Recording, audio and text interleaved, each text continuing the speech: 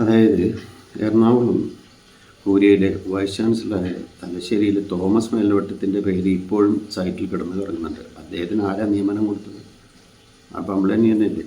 അങ്ങനെ ആൾക്കാരെ അവിടെ നിന്ന് കൊണ്ടുവന്ന് ഇവിടെ ഇറക്കുമതി ചെയ്യുന്ന ഒരു കാര്യം ചെയ്യുമ്പോൾ എനിക്ക് അല്ലെങ്കിൽ നമ്മുടെ ഇവിടുത്തെ എറണാകുളത്തെ സഭാവിശ്വാസികൾക്കൊരു അഭിപ്രായമുള്ളത്, ഇവിടുത്തെ ഈ കൊച്ചച്ചന്മാർ 10-24 കൊച്ചച്ചന്മാർക്ക് ഇപ്പോൾ പട്ടം കൊടുത്തത് പിതാവ് തന്നെയല്ല. അവരെ ഒന്ന് തലശ്ശേരി രൂപതയിലേക്കോ അല്ലെങ്കിൽ വേറെ രൂപതയിലേക്കോ നിയമനം കൊടുത്ത് അവരവിടെ ഒരു 2-3 കൊല്ലം പ്രാക്ടീസ് ചെയ്തിട്ട് തിരിച്ചു വരട്ടെ. എന്നിട്ട് നമ്മുടെ ഇവിടെ രൂപതയിൽ വന്നിട്ട് കുർബാന ചെല്ലട്ടെ. ഇപ്പോൾ അവർക്കൊരു പോസ്റ്റിങ്ങും ഒന്നും ഒരു സ്ഥാനം കൊടുത്തിട്ടില്ല. അവർ ഇരുന്ന് വിഷമിക്കുന്നുണ്ടാവും. എന്തായാലും അതൊന്ന് നോക്കാൻ പറ്റുമെന്ന് പിതാവിനോട് ഒരു ചോദ്യചിഹ്നം തന്നെയായിട്ട് ഇരിക്കുന്നത് ഒന്ന് ചോദിക്കുകയാണ്. അതിനെന്ത് ചെയ്യാൻ പറ്റും? ഇനി ഇവിടെ ഇപ്പോൾ പിതാവ് നടത്തുന്നത് എങ്ങനെയാണ്?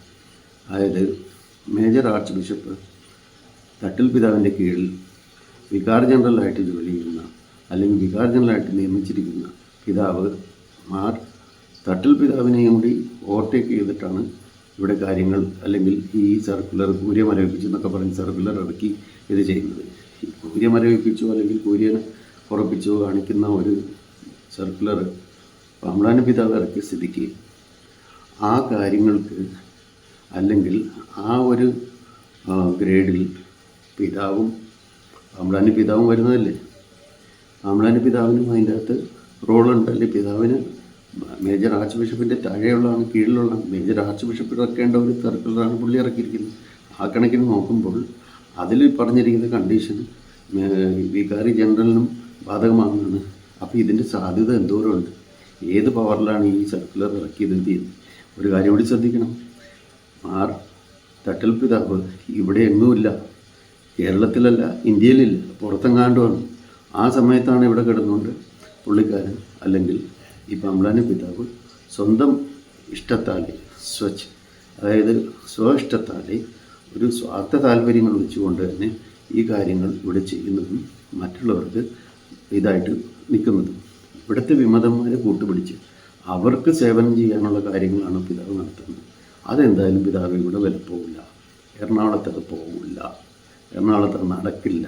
എറണാകുളം അങ്കമാലി അതിരൂപതയിലെ വിശ്വാസികൾ അത്ര പൊട്ടന്മാരോ അല്ലെങ്കിൽ ഷണ്ടന്മാരോ അല്ല. അതവർ അതിനുള്ള കാര്യങ്ങൾ ചെയ്യാതിരിക്കില്ല. അത് പിതാവിന് 5-ാം തീയതി ഇവിടെ ഇങ്ങനെ ഒരു സംഭവം നടക്കുന്നുണ്ട് അറിയാൻ പറ്റും. അപ്പോൾ ആ കാര്യങ്ങൾ പിതാവൊന്ന് മനസ്സിലിരിക്കുന്നതോ അല്ലെങ്കിൽ മനസ്സിൽ ഇത് വയ്ക്കുന്നത് വളരെ നല്ലതാണ്. അപ്പോൾ ഇത് ഒന്നുകൂടി ക്ലിയർ ആക്കിയിട്ടുണ്ടെങ്കിൽ പിതാവ് ഇപ്പോൾ ഈ ചെയ്യുന്ന കാര്യങ്ങൾ ഇവിടെ അത്ര വൃത്തിയല്ല എന്ന് മാത്രമേ പറയാനാവൂ. അപ്പോൾ അങ്ങനെ ഒരു സാഹചര്യം ഇവിടെ എറണാകുളത്ത് ഇളക്കി മറിക്കാനോ അല്ലെങ്കിൽ ഈ തലശ്ശേരി രൂപത അല്ലെങ്കിൽ വടക്കൻ മലബാർ എറണാകുളമാക്കി മാറ്റാൻ പറ്റില്ല. അതിനുള്ള കാര്യങ്ങൾ പിതാവ് ശ്രമിക്കുന്നുണ്ട് എന്ന് വളരെ വ്യക്തമായിട്ട് അറിയിക്കുകയാണ് ഇവിടുത്തെ വിശ്വാസികൾ.